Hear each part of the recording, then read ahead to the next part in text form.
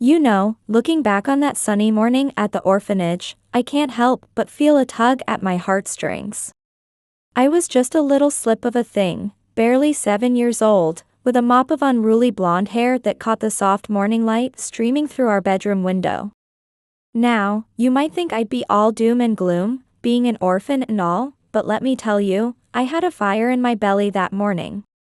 I was on a mission, I tell you, a mission to find my favorite blue ribbon. It was like searching for a needle in a haystack, I swear.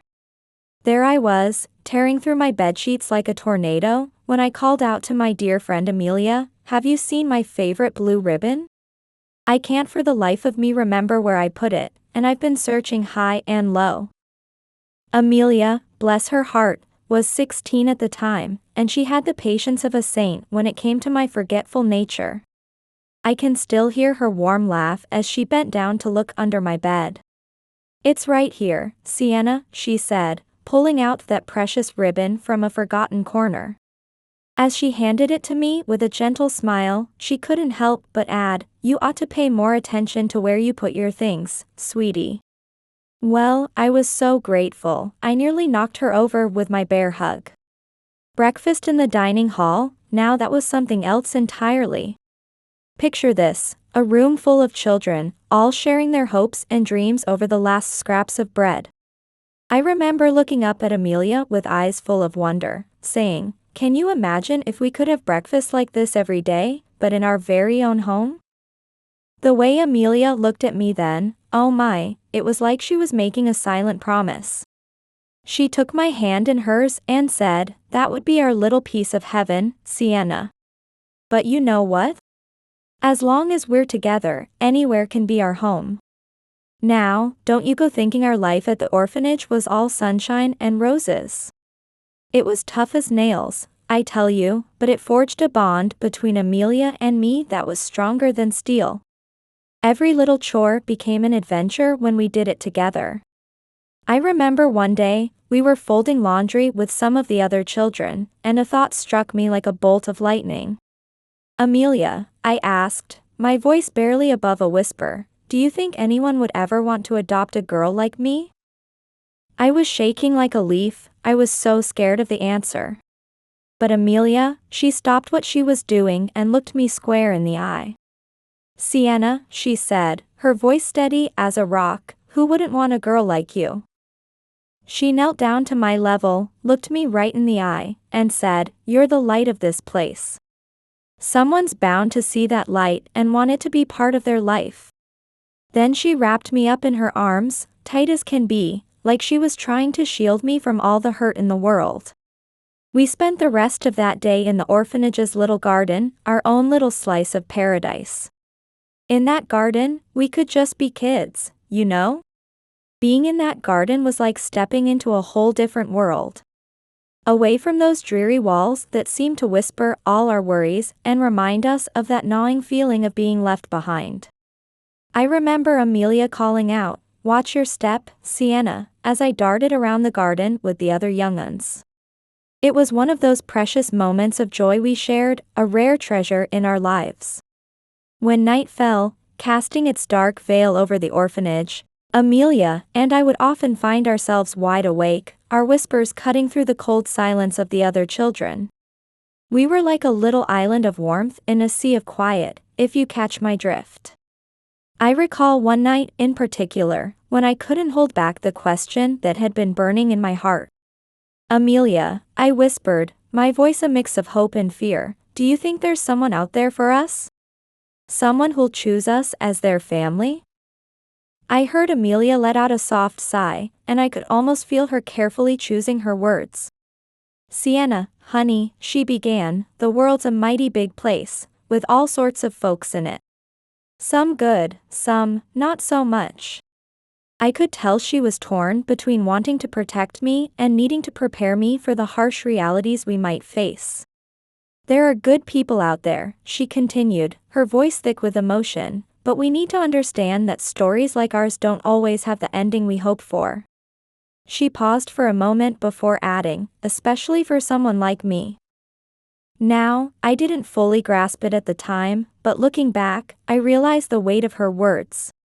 She was a teenager in a system that favored adopting younger children, and that was a bitter pill to swallow. But why? I remember protesting, "Amelia, you're the most wonderful person I know. Who wouldn't want you as their daughter?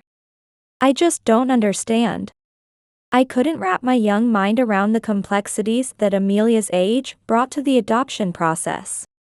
Amelia gave me a sad little smile and stroked my hair gently.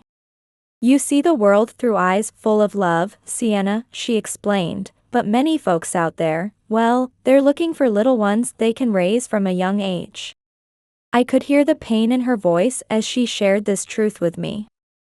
"But that doesn't matter," she said firmly, "because I have you, and I couldn't ask for more than that." I could tell she was trying to pass on some of her courage and contentment to me. After taking in Amelia's words, I remember turning to face the darkness, my mind spinning with the unfairness of it all. "Amelia," I asked, my voice small but determined in the quiet of the night, "promise me something. No matter what happens, even if someone wants to adopt me, don't let them take me without you." Amelia's words washed over me like a warm blanket on a cold night. "I promise, Sienna. We're in this together. Remember? Always together. No matter what happens," she said with such conviction that I felt it in my bones. That promise became our sacred vow, binding us tighter than any blood ties ever could. Amelia then shared something that made my heart ache. She told me about her own dreams of having a family. Can you believe it? She came to the orphanage when she was just a tiny thing, no bigger than me. Her parents weren't kind to her, and that made her shut her heart to families who might want to adopt her. By the time she opened up again, she was already too old in the eyes of most adopters. She didn't want me to think like that, to close myself off from the possibility of love. We spent the rest of that night talking about everything under the sun. Our dreams, our hopes, some silly, some rooted deep in our hearts. We chatted about places we wanted to go, foods we wanted to taste, adventures we'd have if the world outside would let us. It was like painting a picture of a life we hoped to have someday. When sleep finally started to claim me, my last words were a whisper to my soul sister. "Someday, Amelia," I mumbled, fighting to keep my eyes open, "someone will come. Someone with a kind heart. They'll be our new family." With that declaration of faith and love, we drifted off to sleep, resting from the day's emotional roller coaster. It felt like we'd barely closed our eyes when the sun started peeking through the windows. Suddenly, Ms. Donna, the orphanage director, burst into our room. Her voice was a mix of urgency and excitement that cut through the morning quiet like a hot knife through butter. "Children, wake up. We have a very important visitor coming today," she announced. Well, I'll tell you, that news spread like wildfire. In the blink of an eye, our dormitory was a hive of activity. Kids were scrambling to get ready, curiosity shining in every pair of eyes. Amelia and I exchanged a look that spoke volumes. Hope was written all over our faces, clear as day. As we got dressed, I couldn't contain my curiosity. "Who do you think it is, Amelia?" I asked, my fingers fumbling with the buttons on my dress. "What if it's someone who wants to adopt kids like us? Even a teenager like you?" My eyes were shining with the possibility of a new beginning, I tell you. Amelia looked at me with that wisdom she'd gained from years of experience. Her smile had a touch of sadness to it, bless her heart. She told me, gentle as can be, that I should remember not everyone who comes here has the best intentions. It was her way of preparing me for the harsh realities we often face. "Some folks might look good on the outside," she said, her words hanging in the air, "but on the inside, they're not cut out to be a new family." Her eyes were distant, like she was remembering something from long ago. We made our way down the stairs to the great hall, surrounded by a sea of giggles and whispers. Every child was trying their darndest to look their best. Then the door opened, and in walked Timothy. The room went quiet the moment he stepped in. I couldn't help but shiver when I saw him. There was something about him, intimidating yet captivating all at once. Ms. Donna introduced him, her voice trembling with respect. "Children, this is Mr. Timothy. He's come to visit us today," she said. Timothy looked around the room, his eyes never resting on anyone in particular. It was like he was keeping his distance, you know? Made him seem even more mysterious. We all stared at him, some with hope, others with caution. As Timothy walked among us, he didn't say much. His words were careful, measured. "Good morning, everyone," he said, his voice deep and calm as a still lake. "I've come to see the orphanage and meet all of you. And perhaps, to do something more." After that short introduction, Timothy started touring the orphanage. Ms. Donna stuck to him like glue, proudly showing off the place. We were told to stay in the Great Hall, and let me tell you, the speculation started flying. What was his real intention? Feeling a mix of fear and fascination, I couldn't help but inch closer to Amelia. I couldn't help but whisper to Amelia, "Do you think he wants to adopt someone from here?" My voice was shaking like a leaf, I tell you. Amelia looked over at Timothy, watching him talk with Ms. Donna. She was careful with her words, like always. She told me she wasn't sure, but no matter what happened, we'd be together. "Don't you forget it," she said. It was a promise and a comfort all rolled into one. But I could see a shadow in Amelia's eyes, the same worry I was feeling deep down. Nobody knew how Timothy's visit would change our lives.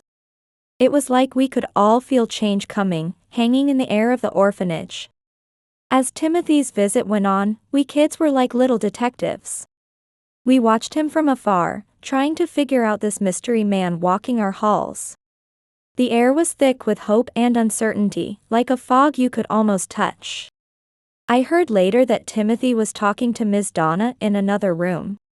He told her the place was wonderful and the children well behaved. Said he respected her work and wanted to make his visit even more worthwhile. I reached for Amelia's hand, seeking comfort from the only person who truly understood me. Bless her heart, she wrapped her arm around me, steady and quiet as always. It was the bond we'd always had. I asked her in a tiny voice, "Amelia, do you think he really wants to adopt someone?" Amelia looked at Timothy, considering her words carefully. She told me it was hard to tell. But she reminded me of what she'd said before, we need to be careful with strangers. Especially this man, she said, who seemed to have reasons for keeping to himself. I could tell Amelia was trying to keep me grounded, even in all the excitement of a possible adoption. Amelia and I stood there quietly, watching everything unfold. We had no idea how Timothy's visit would change our lives, but let me tell you, you could feel change coming in the air. It was like a storm brewing. In that moment, Amelia felt like the only sure thing in my world. We knew, no matter what Timothy was here for, we'd face it together. As the afternoon crept into the orphanage, Timothy finished his tour and came back to the Great Hall. I watched him whisper something to Ms. Donna, and my heart started racing. All of us kids were on pins and needles, waiting to see what would happen next. Then, Timothy pointed at me. "I'd like to get to know that young girl better," he said, his voice calm but firm. The room went quiet, and suddenly everyone was looking at me. I swear, my heart was pounding so hard I thought it might jump right out of my chest. Amelia, bless her heart, must have seen how shocked and excited I was. She came over with a smile that could light up a room. She whispered that this might be a good chance for me. I could hear the catch in her voice as she tried to hide how much the thought of us separating hurt her. She told me I needed to get to know this man, but to be careful. She'd figure out what to do later, she said. Then she asked me to try to be happy, her voice thick with emotion. I looked at Amelia, and I saw more than just encouragement in her eyes. There was a promise there, a promise that somehow, someway, we'd find a way to stay together. Her words gave me courage, and I started to feel a mix of fear and excitement. The possibility of finally having a family was a dream I'd barely let myself imagine. But Timothy's intimidating presence still cast a shadow of doubt over my emotions. When Timothy called me over to a more secluded part of the garden, with Miss Donna's approval watching from a safe distance, I felt a knot form in my stomach. It was a doozy of a moment, I tell you. Timothy started talking, trying to put a gentle tone in his voice. He told me not to be afraid, that he was there because he was genuinely interested in me. He said he'd been looking for a special child like me, smart, strong, and most importantly, with a kind heart. I listened nervously, my mind racing faster than a freight train. Hope and fear were duking it out in my heart, something fierce. Timothy went on, telling me about his big house where he could give me anything I wanted. But more important than that, he said, was that he could offer me a real family. For a split second, I felt joy wrap around me like a warm blanket. My dreams might actually come true, can you believe it? But then, I thought of Amelia, and that joy turned into something more complicated. But, what about Amelia? I asked, my voice barely above a whisper. She's like a sister to me. Without her? I saw Timothy's face cloud over for just a moment. He told me he understood, but sometimes growing up means making tough choices. He mentioned that Amelia was nearly 18 and should have her own life. I felt like I was being torn in two. On one side, there was this promise of a new family, and on the other, there was my bond with Amelia. It was like trying to choose between breathing and eating. Just then, Amelia came over. There was a fire in her eyes that I'd seen before, the kind that meant she wasn't backing down. She spoke to Timothy, quiet but strong as an oak tree. She told him that she and I were a package deal. We'd been each other's support system, she said. If he really cared about me, he'd take both of us. Timothy looked at us like he'd been hit by a bolt of lightning. Something flashed in his eyes. Was it understanding? Sympathy?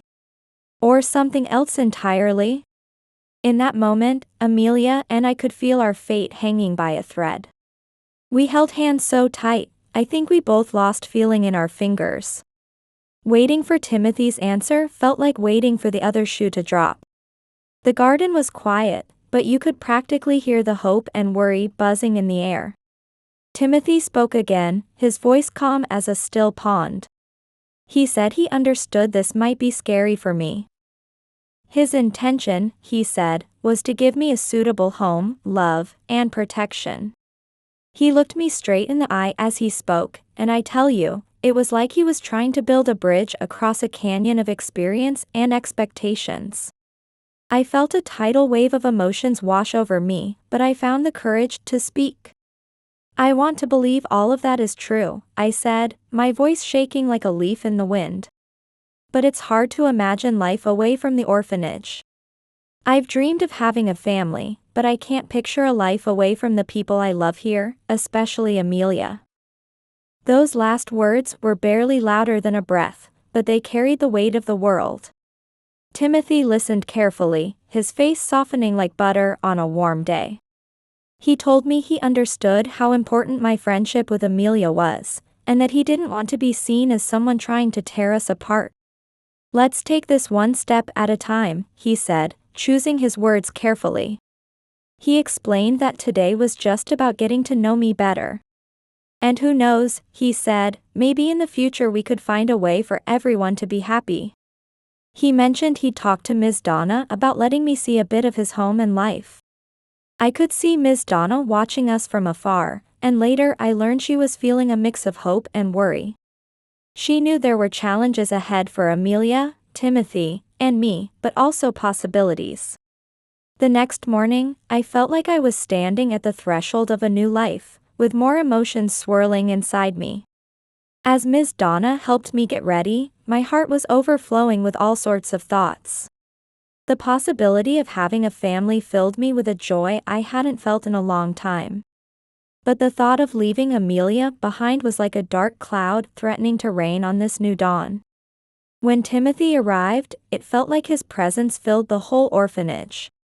I watched from a distance, my heart pounding like a drum in my chest. "Are you ready, Sienna?" Timothy asked with an encouraging smile. I nodded, taking a deep breath like I was about to dive into a cold pool, and started walking towards him. I was trying my best to hide how nervous I was. Timothy greeted me and explained that I'd be spending the day with him, maybe even a week. He wanted to show me where he lived and what his life was like. He reached out his hand to me, and I looked at Ms. Donna one last time for approval before placing my hand in his. I still felt a bit hesitant about touching Timothy, but Amelia's words echoed in my mind, giving me the courage to take that step into the unknown. The ride to Timothy's house was quiet. I looked out the car window, soaking in every detail of the city passing by. When we finally arrived, the gates opened to reveal a house that looked like it had stepped right out of a fairy tale. My eyes were as wide as saucers when I saw the vast property with its manicured gardens lining the path to the front door. "This is my home," Timothy said, watching my reaction like a hawk. He offered to show me inside, and let me tell you, I was more amazed with each room we visited. Every space was grander than the last, with elegant furniture and artwork on the walls. Timothy started explaining things to me, touching on each piece of art, trying to wrap me up in the history of the house. It was prettier than a picture, I tell you, but something was missing. For all its beauty, I couldn't help feeling the absence of warmth that turns a house into a home. The grandness of it all made me feel small. As time ticked by, I found myself missing Amelia and the orphanage something fierce. "Do you like it here, Sienna?" Timothy asked, noticing my far-off look. I gazed at him, my blue eyes reflecting a mix of awe and uncertainty. "It's very beautiful, Mr. Timothy. I've never seen anything like it," I answered honestly. But I couldn't help adding, "It seems a bit lonely, though. Do you live here all by yourself?" Timothy watched me. "Yes, Sienna," he finally said. "Usually it's just me and the housekeeper here, and we don't chat much." "I understand what you're saying." Then he said something that really stuck with me: "A house only becomes a real home when it's shared with loved ones." His words hit me like a ton of bricks, making me realize this mysterious man might have more in common with me than I'd first thought. He looked at me, his blue eyes meeting mine. "And you see, Sienna," he continued, "I want you to be part of something bigger, to be part of a family. Change can be scary, but you're not alone." Those words made me feel a warmth I'd never known before, spreading through my chest. The idea of having a family, which always seemed as far away as the moon, was starting to take shape, right in front of me. "I'd like that," I said, my voice shaking like a leaf in the wind, a mix of nerves and excitement. Timothy smiled then, and let me tell you, it was a rare sight that completely transformed his usually serious face. "Well then," he said, "Sienna, let's work on building a new family together. It might take time, but if we understand each other and build trust, I believe we can create a wonderful home. What do you say? Shall we give it a try?" I took a deep breath, gathering up all my courage. "Yes, Mr. Timothy," I said, "I'll do my best. I'll work hard to become part of this new family." Timothy's face lit up like a Christmas tree. He told me he was glad I said that and that he was looking forward to the days ahead. Then he suggested we tour the rest of the house, saying it'd be where my new life would begin. We started walking side by side through that big house. My heart was doing somersaults, I tell you, a mix of worry and hope swirling around like a whirlpool. But Timothy's kindness was starting to make me feel a bit more at ease, like a warm blanket on a chilly night. I was stepping into a new chapter of my life with a flicker of hope in my chest. "Let's make this your home," Timothy said, reaching out his hand to me. I hesitated for a second, then took it, feeling like I was grabbing onto a lifeline. We strolled around the property, with Timothy showing me room after room. Each one was more jaw-dropping than the last, I swear. I was amazed, all right, but I couldn't shake this empty feeling, like a puzzle missing its most important piece. That piece was Amelia, and boy, did I miss her something fierce. At the end of our tour, we ended up in the living room. It was bigger than our whole dormitory back at the orphanage, with windows from floor to ceiling, showing off a garden view that'd take your breath away. "Look, Sienna," Timothy said, trying to comfort me, "everything will feel more familiar with time." He told me if I agreed to live there, we could visit the city and I could get to know all the beautiful places there. I thought about it for a spell, and a tiny smile crept onto my face. "Learning about the city sounds nice," I said, feeling a spark of excitement for the first time since this whole adoption business started. Now, Timothy still scared me a bit, I won't lie. But his kindness and understanding were starting to chip away at my fear, like water wearing down a stone. For the first time, I started to think that maybe, just maybe, this new life could be more than just a big change. It might be my chance to be part of a family, something I'd been dreaming of for years. Timothy must have noticed the change in my face, 'cause he gave me a gentle smile. He said we'd move forward together, slowly, respecting my feelings and making new memories. I gave him a little nod. The future was still as clear as mud, and I knew there'd be bumps in the road ahead.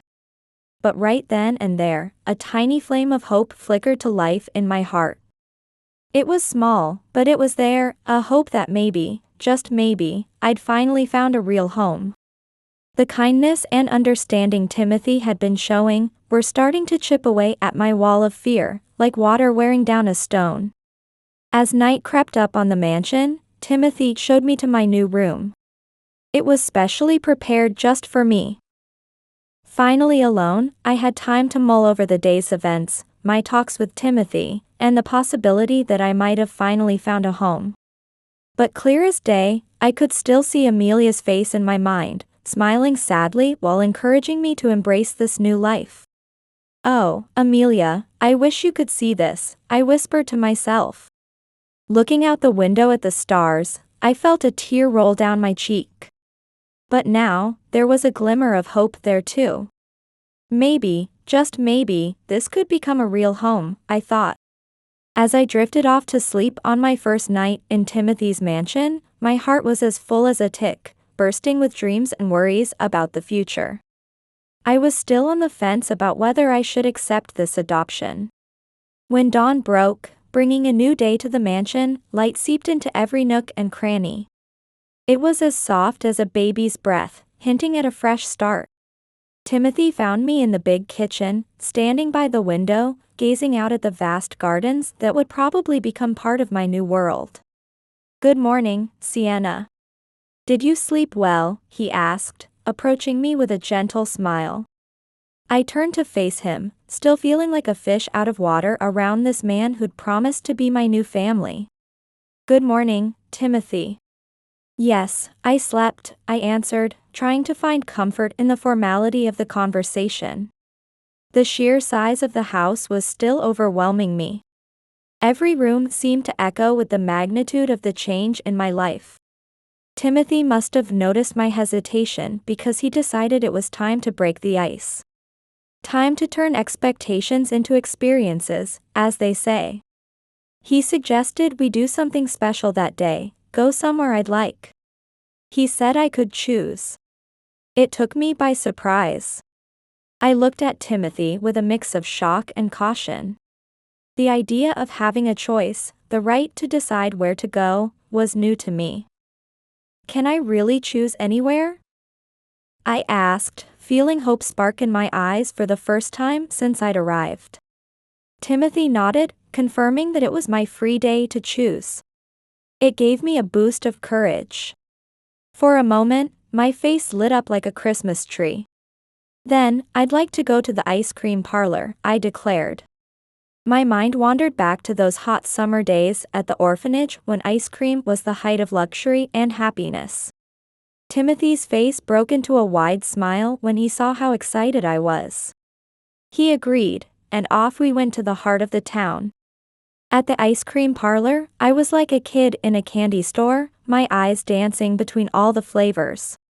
It was a doozy of a choice. Finally, I settled on strawberry, while Timothy went for chocolate.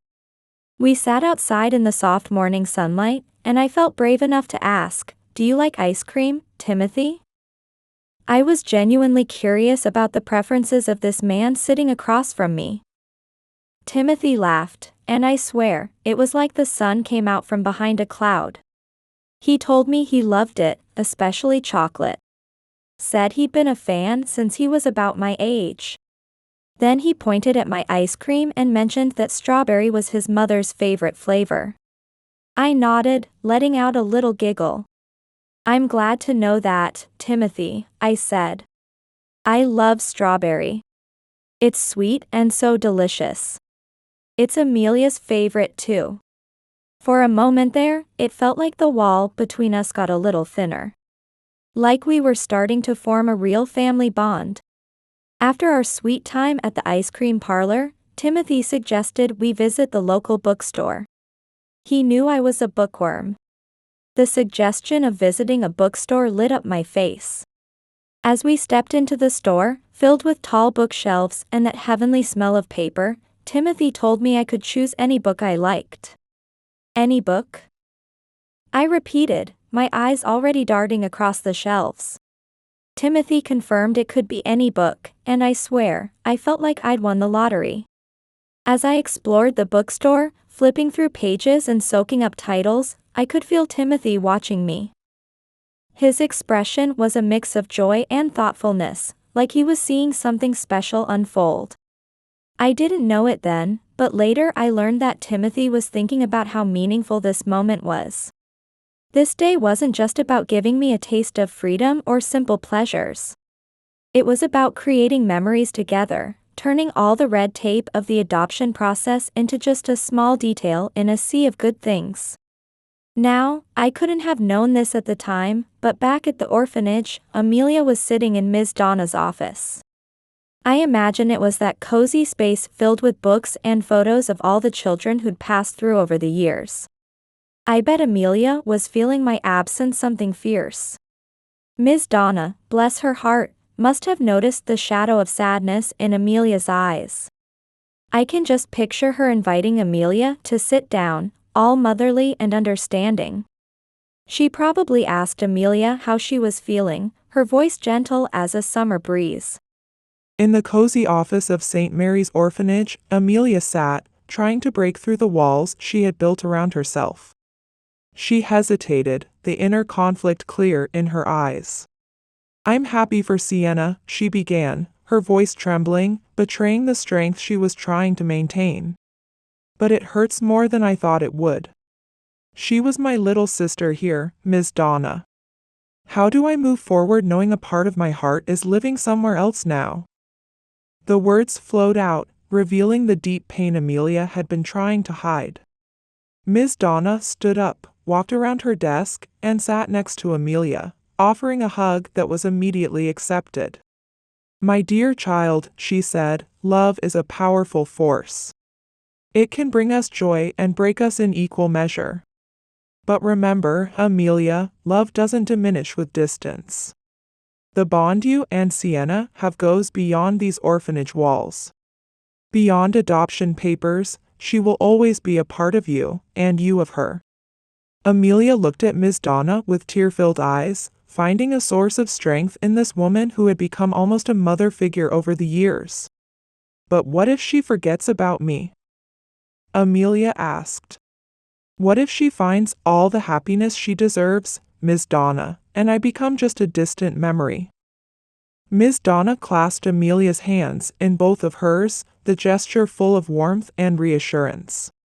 "Amelia," she said, "you are one of the strongest, most loving souls I know. Sienna won't forget you any more than you could forget her. Her happiness won't extinguish your inner light. And who knows? The future might bring surprises. There might be a bigger plan that you just can't see yet. As the conversation continued, Miss Donna shared stories of children who had miraculously found their way back to each other.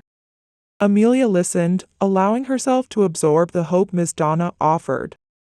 When she left the office, the void left by Sienna still ached, but Amelia felt a little lighter, carrying with her the promise that true love finds a way to survive and flourish under any circumstances. Meanwhile, Miss Donna sat in her spacious, cozy office, surrounded by photographs of children who had passed through St. Mary's Orphanage over the years.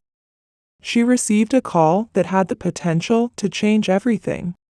The phone rang, its soft melody breaking the quiet atmosphere.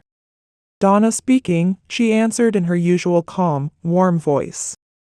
On the other end, Timothy spoke with a subtle urgency. Donna, it's Timothy. I'm calling about following up on Sienna's adoption process.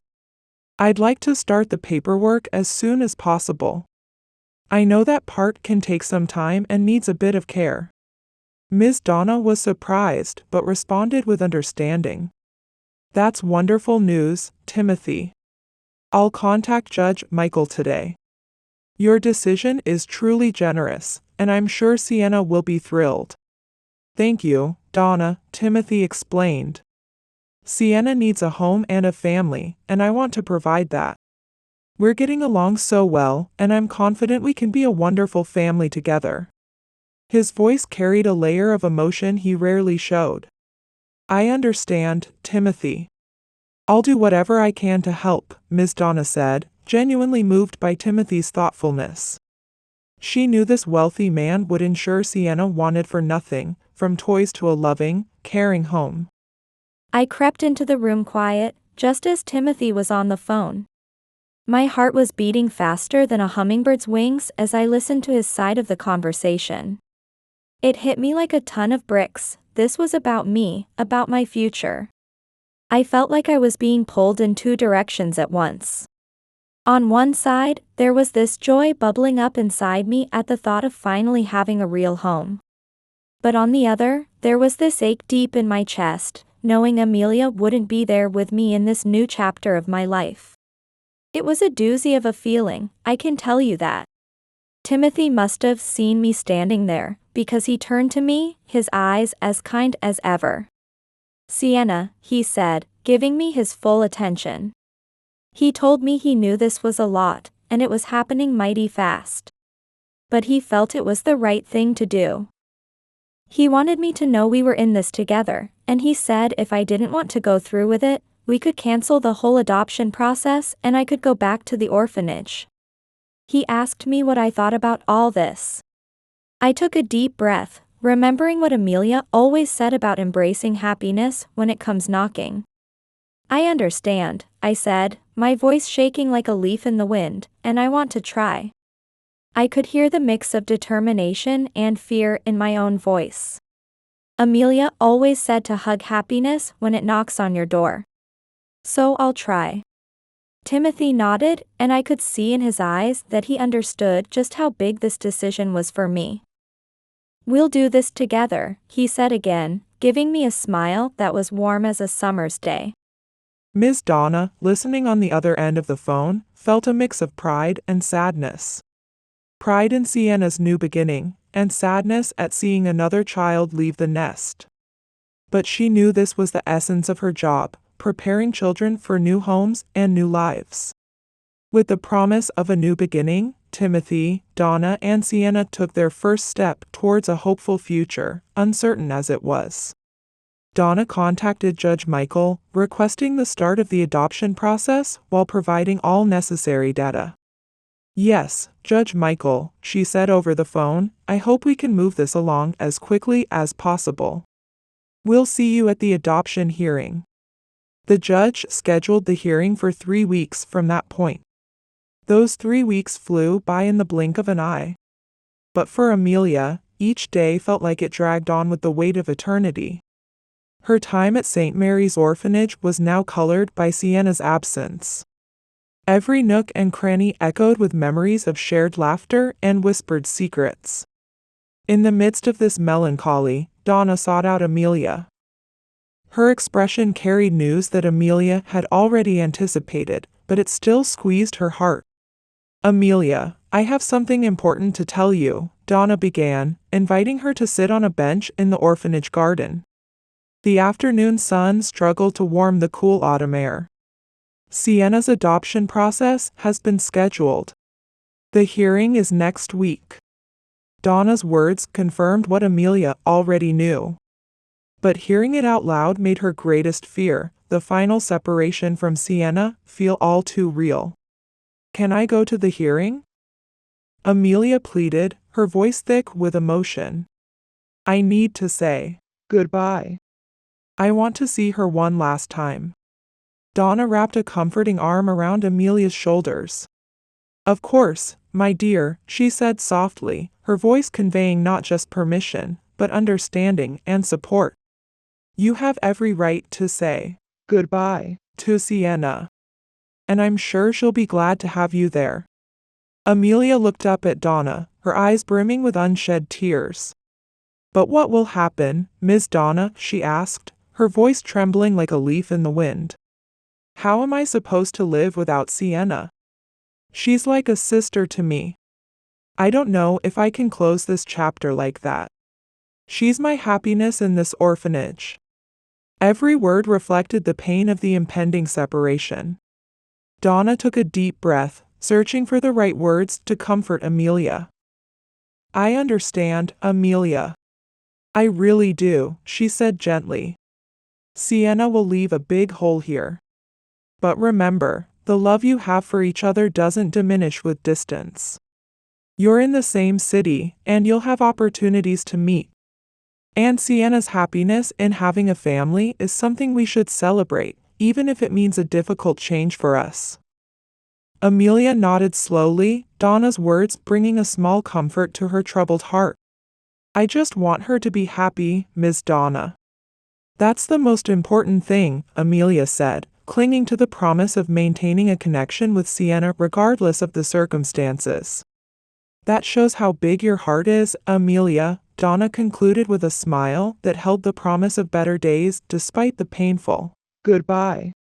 "And I promise to do everything possible to keep you two connected after the adoption. After all, family isn't just defined by blood. It's defined by the love we share." And so, with quiet promises and plans for future reunions, Amelia and Donna began preparing for the upcoming hearing. Donna found herself in her office, where she spent most of her time. She sat at her desk, her brow furrowed in thought. "I don't know how this will turn out for Amelia," she mused aloud, her voice barely above a whisper. "I just know it's going to be mighty hard on her. And I need to be there to comfort her." The dawn in the Timothy's house was different that day. Anticipation hung in the air, blending with the first rays of sunlight streaming into my room. I sat on the edge of my bed, my thoughts in a whirlwind, circling around the big step I was about to take.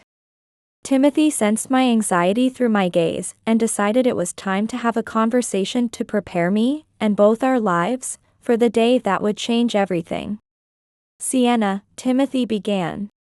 His voice was strong yet filled with warmth. "Today is a very important day for us. It's the start of a new chapter, a new life together. How are you feeling?" I looked at him, my eyes reflecting the storm of emotions within me. I'm happy, Timothy," I said slowly, choosing my words carefully. "But I'm also nervous. Everything is still so new to me." Timothy nodded, understanding my concerns well. "It's natural to feel that way, Sienna. Such a big change can be scary. But I'll be by your side, walking with you every step of the way. We're in this together, remember?"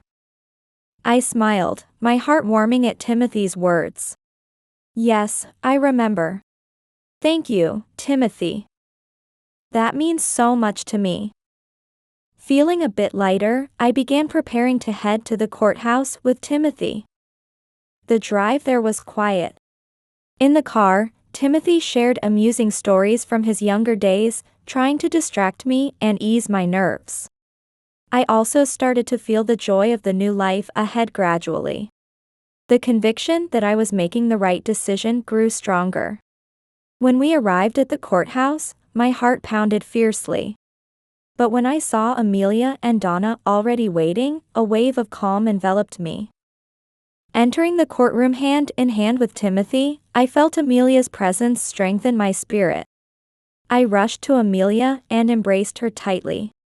"I didn't know you'd come," I said, my voice choked with emotion.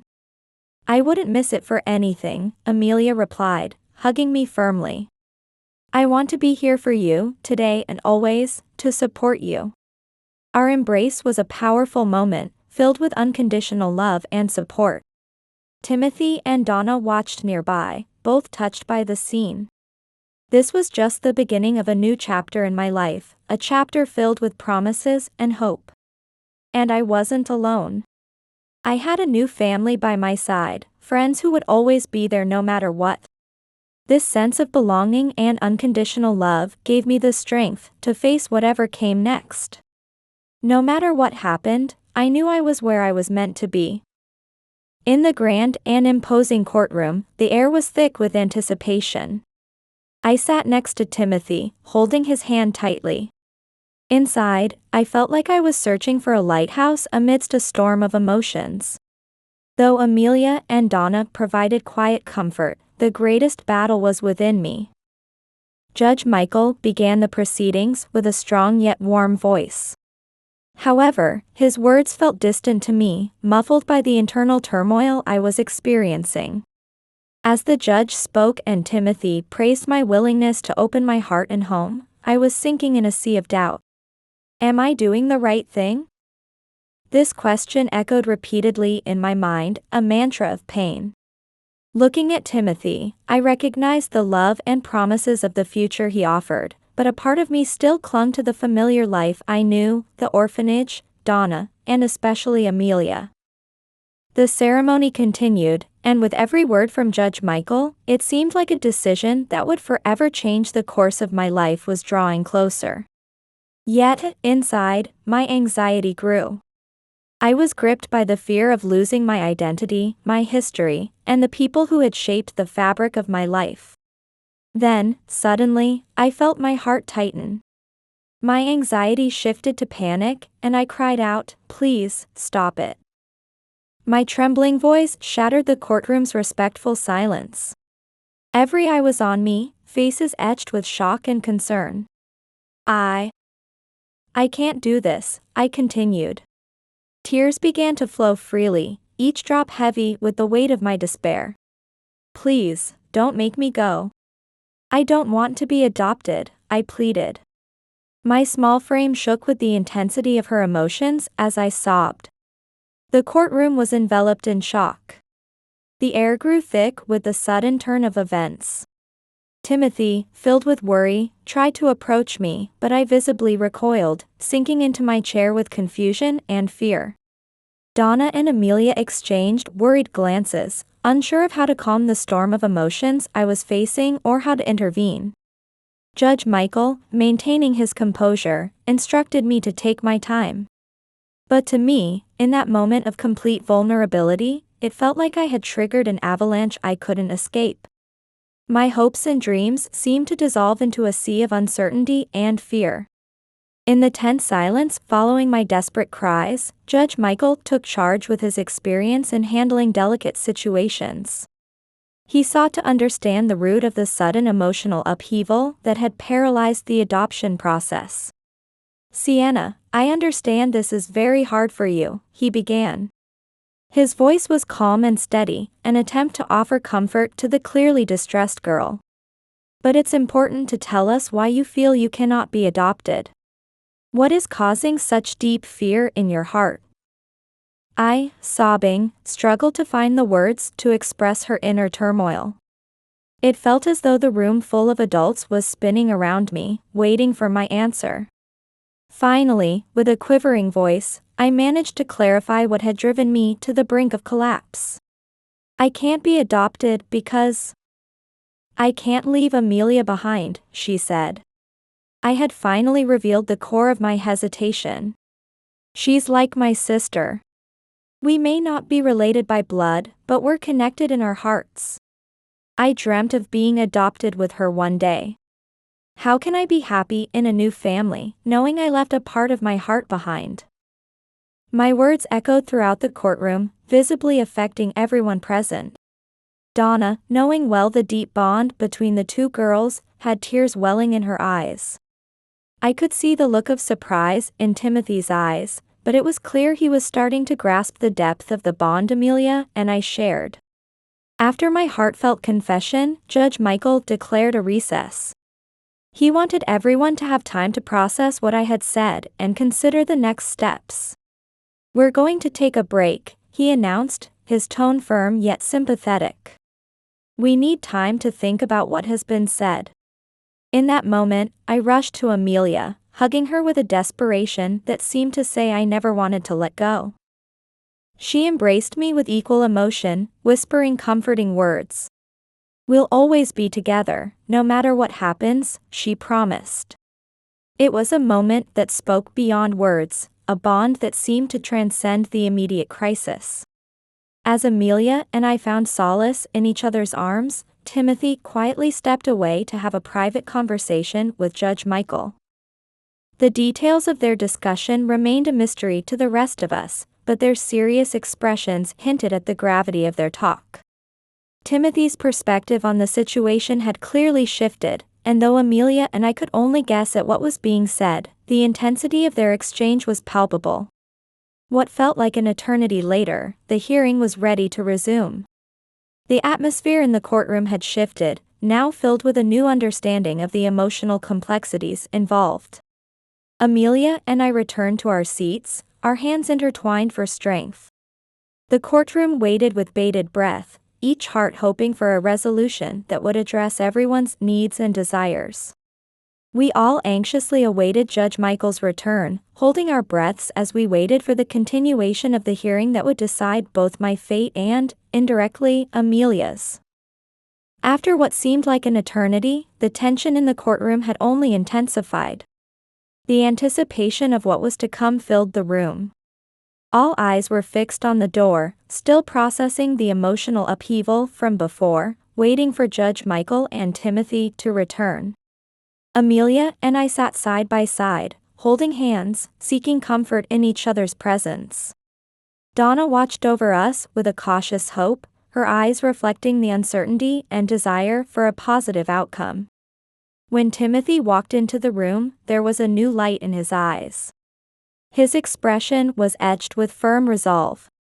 Next to him, Judge Michael settled back into his seat, preparing to reveal the results of a private conversation that could change all our fates. Let's resume the hearing, Judge Michael declared, signaling for the courtroom to quiet down. We had a very important and enlightening discussion during the break. A decision has been made. I believe it respects the emotions and concerns expressed here today. All eyes turned to Timothy. He stood up and began to speak. His voice was calm, but it carried the weight of sincerity and determination. When we started this adoption process, he began, my goal was to provide a home, love, and safety for a child in need. Today, I realized that my heart and home are big enough to welcome not just one, but two children. He paused for a moment, letting his words echo throughout the courtroom. Sienna has shown me the true meaning of family and love today. And, if they agree, I am determined to adopt both Sienna and Amelia. I want both of them to become part of my family. A murmur of astonishment and emotion swept through the courtroom. Donna placed her hands on her chest, visibly moved by Timothy's generosity and understanding. Amelia turned to me with disbelief. Her eyes sought confirmation of the reality of the words just spoken. I myself had an incredulous look on my face. My emotions were a storm of joy, surprise, and a hint of disbelief. As I gazed at Timothy, I found not only the promise of a safe and loving future but also a deep understanding of what it meant for me and Amelia to be together. "Are you really going to adopt both of us?" I asked. My voice trembled with emotion. "Are you going to make us real sisters?" "I truly want to," Timothy replied, looking at us, two girls with affection. "If you'll allow it, I want to become part of your family and have you become part of mine. I've always dreamed of adopting one daughter. And now, I can have two. It's as if my dream has doubled." Judge Michael recognized this moment as one of those rare instances of pure humanity and goodwill, observing with a gentle smile. "Well, it seems we have a very special agreement here," he said. "Sienna, Amelia, what do you say? The decision to move forward now rests with you." Amelia, drawing strength from my gaze, nodded in agreement. Tears of joy rolled down her cheeks as she agreed to Timothy's proposal. "Yes," she said. Her voice trembled with emotion, yet remained firm. "We accept the proposal. And we're so happy to embark on this new life together." Sienna felt her world shifting in a positive direction, unable to do anything but nod in response. Her tear-streaked smile spoke more eloquently than 1,000 words. And in that courtroom where so many stories had ended, a new family began to grow. A family bound not just by blood, but by an unwavering bond of love and choice. "It's decided. We'll expedite the paperwork," Judge Michael declared. "Now, young ladies, you're officially adopted as Timothy's daughters. Congratulations to the new family. I wish you all the greatest happiness." This concludes the hearing. As the judge concluded his declaration, everyone broke into celebratory applause. Donna was comfortably seated at Timothy's home a month after the adoption. She watched the two of us with a broad smile. "How is it?" she asked. "We simply glowed with happiness." Timothy answered with a proud smile. "It couldn't be better. It feels as if our family was always meant to be this way." I held Amelia's hand tightly and then added, "Every day is an adventure. We're learning and growing together." Amelia's eyes filled with gratitude as she looked at Timothy and Donna. "I feel so blessed. This home, these people, they are more than I ever dreamed of." Surrounded by laughter and shared stories, the new family celebrated the beauty of their newly formed bonds. As I looked around at everyone, my heart was overflowing with contentment. I knew the journey to this point was worth every uncertain moment. It had led to something truly special, a home filled with love, learning, and laughter. In this place, each member was an essential part of the tapestry of each other's happiness. How did you find this story? We are able to share these touching stories almost every day thanks to your likes. That's why we'd be thrilled if you could give this video a like. We hope to continue inspiring you with stories of overcoming challenges. So, don't miss our videos. We'll see you again next time.